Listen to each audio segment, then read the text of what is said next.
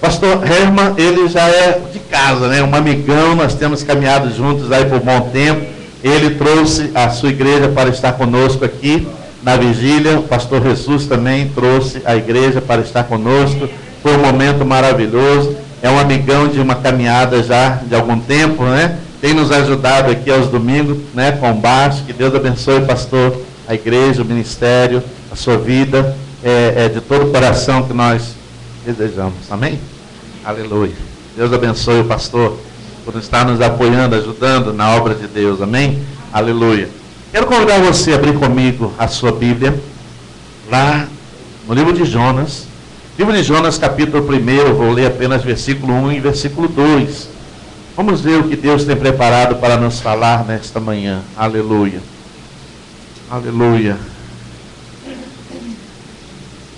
Recebendo o chamado de Deus. Como reagimos quando Deus nos chama para algo, para um propósito, para uma missão, para um lugar que Ele muitas das vezes nos quer enviar. Eu não sei, você não sabe, mas Ele sabe o propósito pelo qual Ele está levando você para aquele lugar. E muitas das vezes esse lugar não é bom, não é agradável. Muitas das vezes, se nós pudéssemos, nós gostaríamos de estar em qualquer outro lugar, menos lá. Essa foi a condição de Jonas. Quando Deus chamou Jonas e disse para ele ir para uma determinada cidade, Jonas não sabia, mas Deus tinha um plano magnífico. Aquela nação era uma nação incrédula, era uma nação de coração perverso, endurecido. Deus queria fazer algo grandioso na vida daquela nação, daquele povo, né? Da cidade de Nínive. Mas então Deus chama lá, Deus chama o seu obreiro, Deus chama o seu missionário, Deus chama o seu pastor, né? E chamou aí então Jonas, né? Como nós estivemos vendo hoje na escola bíblica dominical, né? Deus tem um chamado especial para cada um de nós, né? E muitas das vezes nós até entendemos isso, recebemos o chamado, mas muitas das vezes queremos escapar dele, né? Então vamos ver o que Deus quer nos falar na manhã de hoje. Livro de Jonas, capítulo 1, versículo de 1 e 2. Vou procurar falar um pouco mais devagar para que o casal, o pastor Abel e a Ana, possam entender um pouco mais. Né? Livro de Jonas, capítulo 1, versículo 1 e versículo 2, diz assim: Veio a palavra do Senhor a Jonas, filho de Amitai, dizendo: Dispõe-te, vai à grande cidade de Nínive e clama contra ela, porque a sua malícia subiu até mim. Oremos. Deus e Pai, nós te agradecemos por tua palavra lida na manhã de hoje. Então somente nós nos colocamos em obediência, em rendição e humilhação na tua presença, para que sob o mover e o guiar do teu Espírito Santo, tu fale-nos na manhã de hoje. Abençoa nossas vidas, Deus. Prepara nossos corações, porque esta semente é uma semente que frutifica, é uma semente que multiplica em cada um de nós. Portanto, que cada coração nesta manhã esteja pronto, receptivo, para receber a tua palavra, que é semente de vida. Que todo o intempérie que o inimigo queira lançar para queimar esta semente, sufocá-la em meio aos espinhos, ou até mesmo roubá-la desse coração, antemão nós repreendemos e atamos em nome de Jesus todo este mal em nome de Jesus, e declaramos a bênção do Senhor sobre cada um de nós na manhã de hoje, em nome de Jesus. Amém e amém. Aleluia. Não havia nenhuma dúvida. Deus falou audível e claramente com o profeta de Deus chamado Jonas. Deus tinha um plano que incluía a vida desse homem. Deus tinha um propósito. E o propósito era de abençoar aquela cidade, fazendo com que aquela cidade tivesse a oportunidade de ouvir a palavra de Deus, para que através desta palavra pudesse ser transformadas as suas vidas, e esse povo pudesse então render-se ao Senhor e reconhecê-lo como o único mediador que pudesse dar novamente a condição do homem ter uma comunhão com Deus. Deus chamou claramente a Jonas. Não havia nenhuma sombra de dúvida nesse chamado. Jonas ouviu, Jonas entendeu, mas a Bíblia diz que ele, ao invés de obedecer a Deus e tomar a direção que Deus traçara para ele, que era a cidade de Nínive, ele tomou um barco e foi confortavelmente para uma outra cidade chamada Tarso. Nos dias de hoje não é diferente. Ontem, por exemplo, eu estava assistindo uma mensagem muito abençoada, pregada pelo pastor Mário Freitas, e o pastor Mário Freitas pregou uma mensagem ontem chamada Arão ou Mohamed. E ele estava falando exatamente do ministério para o qual Deus o chamou. E ele estava dizendo: Deus me chamou para ser missionário nos piores países que existem, onde ser cristão é crime. As pessoas são executadas no meio da rua, as pessoas são torturadas dentro das prisões, lugares onde, se ser cristão, o governo não permite que ninguém, nenhuma empresa ou nenhum comércio dê para aquela pessoa um trabalho. Isso é uma represália para que a igreja de Jesus Cristo, que começa a florescer nesse lugar, seja uma igreja pobre, sem recursos para poder crescer. E Deus, de uma maneira brilhante, maravilhosa, deu a esses homens uma estratégia tremenda. E eles começaram a visitar esses países e começaram a desenvolver lá uma linha de microcrédito. O que vem a ser isso? Eles começaram a ir ao encontro desses cristãos e propor a eles um pequeno investimento, para que dali eles pudessem criar um meio de autossustentar as suas famílias e saísse daquela situação tão deplorável em que viviam. Então, que investimento era esse? Eles abriam uma banca para vender frutas na feira para uma banca para vender roupas para outros, e coisas semelhantes a essa.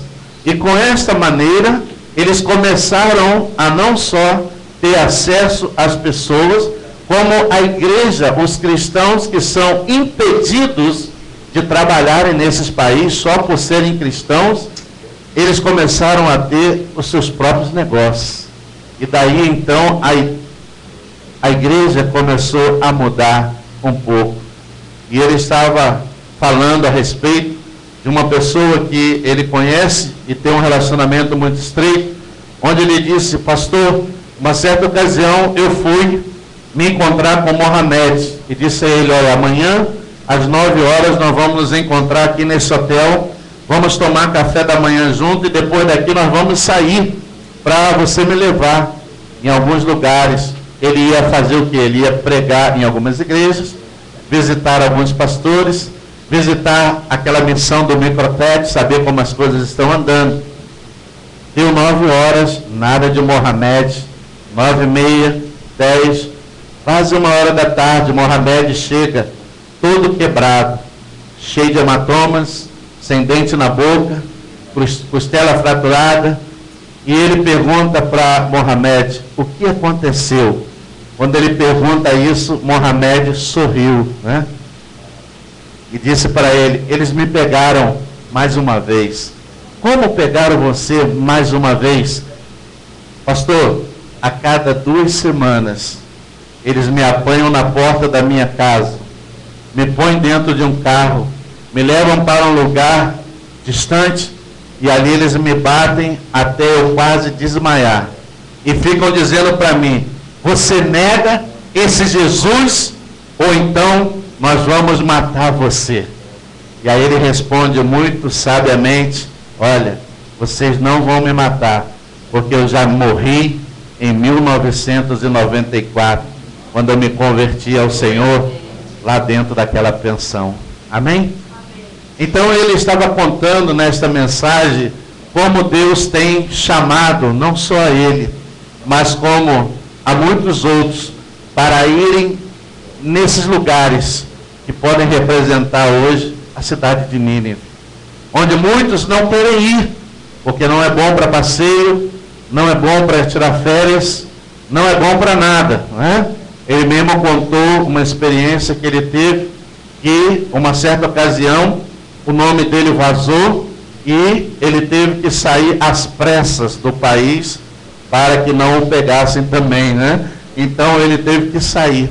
Mas ele disse que lá as pessoas, elas são, você não ser da religião do país que predomina lá, que é o ser muçulmano, você é considerado criminoso. É crime. O crime não é ser cristão, o crime é não ser muçulmano. E o crime é penalizado com a pena de morte. E muitas das vezes Deus tem chamado homens, mulheres, jovens, sejam eles pastores, sejam eles missionários, sejam eles obreiros, para enviar a lugares muitas das vezes assim, como Nínive, um povo perverso, um povo de coração endurecido, mas que Deus tinha um propósito a fazer através da vida desse homem chamado Jonas. Assim como eu creio que Deus tem um propósito. Você não está aqui por acaso. Deus chamou você com um propósito. Talvez você ainda não tenha descoberto o propósito de Deus na sua vida, mas Deus chamou você com um propósito. Amém? Aleluia. E Deus então chama a Jonas. E Jonas, não diferente de alguns que antecederam a ele, reage da mesma forma. Muitas das vezes nós tentamos fugir das responsabilidades. Nós tentamos fugir do chamado que Deus nos está fazendo. Nós tentamos até mesmo dar desculpas para Deus, que com essas desculpas justifiquemos as nossas razões. Tentamos às vezes fugir ao chamado de Deus, principalmente quando as condições não são nada favoráveis. Apresentamos nossas desculpas a Deus para que essas desculpas possam justificar as nossas razões. Jonas não deu desculpa, ele rapidamente fugiu em direção a Tarsis. Mas a Bíblia nos mostra que um outro homem, antes de Jonas, chamado Moisés, Deus também o visitou, Deus também o chamou, tinha para Moisés uma missão, Deus tinha um propósito definido, e Moisés dá 5 desculpas a Deus para que Deus não enviasse para o Egito para tirar o povo dele que estava lá cativo já por muitos anos. Êxodo capítulo 3, você quer abrir comigo? Êxodo capítulo 3, versículo de 7 a 10. Quando tentamos fugir do chamado, fugir da responsabilidade, quando tentamos dar as nossas desculpas para Deus, para que dizendo a Ele, Senhor, eu não posso, eu não sou capaz, eu não vou conseguir, né? Não vai dar certo, Senhor, né? Deus, então aqui a Bíblia diz que Moisés, lá no livro de Êxodo, capítulo 3, eu vou ler do versículo 7 ao 10, e depois eu vou citar para vocês quais foram as 5 desculpas que Moisés deu para Deus, né? Êxodo capítulo 3, versículo de 7 a 10, diz assim: Disse ainda o Senhor, certamente vi a aflição do meu povo que está no Egito, e ouvi o seu clamor por causa dos seus exatores. Conheço-lhes o sofrimento, por isso desci a fim de livrá-lo da mão dos egípcios, e para fazê-lo subir daquela terra a uma terra boa e ampla, terra que mana leite e mel, por lugar do cananeu, eteu, amorreu, ferizeu, heveu e jebuseu. Pois o clamor dos filhos de Israel chegou até mim, e também vejo a opressão com que os egípcios os estão oprimindo. Vem agora, e eu te enviarei a Faraó, para que tires o meu povo, os filhos de Israel, do Egito. Amém? Olha que situação. Moisés estava lá tranquilo, né? A Bíblia diz que ele estava lá no deserto, depois de ser treinado, preparado, instruído para ser o líder da nação dos egípcios.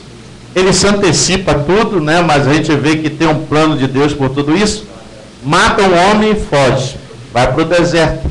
E chegando lá, casa-se com a filha de Jetro. E casando-se com a filha de Jetro, Moisés começa a viver aquela vidinha tranquila, aquela vidinha pacata, né? Aquela vidinha simples. E a Bíblia diz que Moisés cuidava do rebanho que era do seu sogro. Ele não estava nem cuidando do rebanho dele, ele estava cuidando do rebanho do sogro. Claro que ele teria uma herança nisso, mas não vem ao caso. Estava lá Moisés tranquilo, sem pensar em nada, já com uma idade super avançada. Poxa, tudo que eu tinha que fazer na vida eu já fiz. Agora eu vou ficar tranquilo aqui, vou pendurar a chuteira, não tem mais nada para fazer, vou ficar aqui tranquilo, não é? E exatamente nesse momento, né, que Deus aparece a Moisés e faz esse chamado. Não diferente de Jonas, Jonas foge de imediato para a cidade de Tarso. Moisés não. Moisés tenta argumentar com Deus. Ele tenta dialogar com Deus e dar desculpas para que pudessem justificar a Deus que ele não era a pessoa mais indicada para cumprir com aquela missão. Mas será que Deus se engana? Não. Quando Deus chama porque te conhece. Amém? E como é que muitas das vezes eu e você, nos dias de hoje, estamos recebendo o chamado de Deus? Talvez não para ser um missionário, talvez não para ser um pastor, né? Mas para atuar e atingir a outras pessoas em outras áreas da igreja. Quem sabe, talvez, Deus até te possa chamar para ser missionário no Sudão, na Jordânia, na África, né? Em lugares assim, né? E muitas das vezes Deus nos chama com uma missão, com um propósito, e nós tentamos abrir mão dela. Porque assumir o chamado é tomar o cajado na mão. E segurar o cajado é sinal de responsabilidade. E muitas das vezes nós não queremos receber responsabilidades. E quando nós não queremos receber essas responsabilidades, nós fazemos como Jonas. Ou fugimos para trás, ou tentamos argumentar com Deus. Você alguma vez já se viu assim, diante de Deus? Dizendo, Senhor, para qualquer lugar, para Nínive não, Senhor. Senhor, eu estou tão bem aqui nesse deserto, tão acomodadinho aqui, está tão tranquilo, escutando o berrinho dessas ovelhas, levando ela para comer a comidinha delas lá, a graminha verdejante, levo elas lá para tomar aguinha tranquilo, tiro até uma soneca de vez em quando, Senhor. E o Senhor vai me tirar dessa tranquilidade para mim ir lá para o Egito, para falar com um homem que eu nem conheço, me apresentar diante de um povo que eu não sei nem quem é. Como é que vai ser isso? Não, Senhor, passa de mim esse cálice. É ou não é? Não é assim que acontece às vezes com a gente? É? Irmão, Deus tocou no meu coração, eu queria que você nos ajudasse na classe da escola bíblica dominicana. Pô, pastor, é muito cedo. Começa a classe 10 horas. Tem que acordar cedo, tem que vir para cá, tem que estudar a lição, tem que preparar a lição. Não é assim que acontece? Né? E assim vai por muitas coisas. A Bíblia diz que Moisés deu 5 desculpas para Deus para que não fosse enviado por ele ao Egito. A primeira delas, ele diz assim: quem sou eu que vá a Faraó e tire do Egito os filhos de Israel? Ele estava se julgando a pessoa mais incapaz possível, como dizendo para Deus: Senhor, o Senhor errou na sua escolha, eu não sou a pessoa adequada, não é verdade? Né? A segunda, ele diz assim: quando me disserem qual é o seu nome, lhe direi. Né? Porque afinal de contas ele iria lá falar com o Faraó para deixar o povo sair e apresentar-se diante de um povo que já estava vivendo lá há mais de 400 anos, gerações e gerações. Pessoas que nem sequer nunca, talvez, tenham ouvido falar de Moisés. Talvez pelo evento que aconteceu no Egito. Por aí, talvez. Ele diz assim na terceira: eles não crerão em mim. Quem faz crer, a Bíblia diz que é o Espírito Santo de Deus. Amém? Ele, Deus, é quem faz crer. A quarta, ele diz assim: sou pesado de boca e pesado de língua. Ah, pastor, eu não sou uma pessoa carismática, né? Eu não sou uma pessoa muito sociável. Eu não sei me expressar diante das pessoas. Eu não sei falar bem. Eu nem sou um pregador eloquente, amém? Eu também não era, né? Eu me lembro que quando eu comecei a pregar lá no início, bem lá atrás, numa pregação, minha esposa uma vez contou os nés que eu falei. Foram vários, né? E não sei o que nós falar, né? Todo pregador, quando está começando a pregar, ele se apega em alguma coisa. Tinha um irmão que era militar, ele sempre dizia assim, entendeu? Então, muitas das vezes nós somos assim, nós achamos que não somos capazes, não estamos preparados, não estamos qualificados. Moisés disse, Senhor, eu não sei falar, eu sou pesado de boca, eu tenho dificuldade de me expressar diante das pessoas. Aí a quinta ele diz assim, envia a quem tu queiras enviar, menos a mim. Amém? Aleluia, né? E quantas das vezes nós estamos convivendo com o Senhor, estamos ouvindo a palavra de Deus, Deus nos tem chamado muitas das vezes para nos enviar a lugares que não são lugares até muito atrativos, agradáveis, mas Deus sabe o porquê nos está enviando para aquele lugar. Amém? Há uma obra, há um trabalho a ser realizado lá. Existem pessoas que estão lá que você não sabe, mas que estão orando a Deus para que Deus envie um libertador, né? O povo estava orando, a palavra que nós lemos foi bem clara. Deus diz assim, eu vi a aflição do meu povo que está no Egito e eu vi o seu clamor. Amém? Existem pessoas no mundo afora que estão orando a Deus e pedindo ao Senhor, envia-nos alguém para que nos pregue a palavra, para que nos ensine as Escrituras Sagradas, para que nos leve ao caminho da verdade. E Deus lança a mão de várias pessoas em lugares diferentes. E muitas das vezes Deus lança a mão de nós, e nós ou fugimos, como fez Jonas, né? Ou então tentamos dar desculpas para Deus para que Ele envie outro. Senhor, envia Beltrano, envia Ciclano, envia Fulano, que são melhores do que eu não, né? Mas Deus sabe a quem Ele chama. Amém? E o mesmo Deus que chama, meu irmão, não se preocupe, Ele capacita. Amém? Ele capacita, Ele instrui, Ele fortalece. Amém? Deus disse a Moisés, Moisés, não tem problema, Moisés. Quem criou a boca, Moisés? Abra tão somente a sua boca e eu falarei por ti. Amém? Aleluia. Você pensa que eu tenho tudo escrito aqui, o que eu falo durante a pregação? Não. Eu tenho alguns tópicos. No mais, é o Espírito Santo quem vai nos dando, quem vai fazendo nos lembrar, e a gente vai levando, vai falando, vai ministrando, né? Mas isso por quê? Porque um dia Deus também me chamou para sair de uma situação muito tranquila, muito confortável, 15 anos de empresa, carreira, salário, né? Visando já uma aposentadoria no futuro. Aí Deus vai lá e muda o negócio todo, né? Sai desse negócio aí, né? Vem para cá, como disse para o apóstolo Paulo, né? E eu te mostrarei o quanto importa sofrer por meu nome. Amém? E aí a coisa muda, né? Eu não fugi para Tarso, não desculpei-me diante de Deus, mas abracei o chamado. Amém? Aí você diz assim, como é que foi, pastor? Foi tranquilo? Eu vou dizer para você, não. Muitas lutas, muitas dores, muitos sofrimentos, muitas lágrimas, muitas humilhações, muitos desertos, mas em tudo, eu posso dizer a você, até aqui me sustentou o Senhor. Amém? Provas de todas as espécies, você possa imaginar. Prova financeira, prova familiar, prova de doença, prova de um monte de coisa, né? Deus propõe-nos às vezes, né? Mas, quando Deus chama, Ele capacita, Ele cuida e Ele fortalece. Amém? E quantas das vezes eu chegava diante da igreja, torcido, moído, humilhado, massacrado, passando problemas que ninguém sequer sabia. Aí eu chegava no púlpito da igreja, pegava uma mensagem que Deus enchia o coração das pessoas.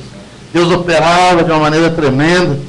Ao final minha esposa me dizia, eu não sei como é que você consegue isso. Eu falei, mas não sou eu, é o Espírito de Deus em mim. Amém? Aleluia! Então, querido, se você olhar a olhos humanos, você vai pensar como Jonas. Eu? Que nada, eu vou a Nínive, nada. Aquele povo é duro de coração. Aquele povo, já está todo mundo no inferno, já está todo mundo condenado. Eu vou pregar para aquela gente nada. Eu vou chegar lá e eles vão me matar. Eu vou chegar lá e eles vão fazer... Não! Aí começamos a colocar obstáculos, né? Sabe do quê? Melhor eu pegar um naviozinho nesse porto onde eu estou, eu vou para Tarso. Vai ser mais agradável, né? Mais tranquilo. E a Bíblia diz que Jonas entrou no barco, foi lá para o porãozinho do barco, procurou aquele lugar mais aconchegantezinho possível e dormiu. O cara era bom de sono, parecia até pastor Carlos. Eu durmo até deitado numa pedra. O cara era bom de ronco, hein? Dormiu bem, né? Está lá Jonas tranquilo, dormindo no fundo do porão do barco. Tudo ia bem? Ia. Mas eu quero dizer a você, quando nós fugimos do chamado, meu irmão, esteja preparado. Diga para o seu irmão, esteja preparado. Deus vai trazer você de volta.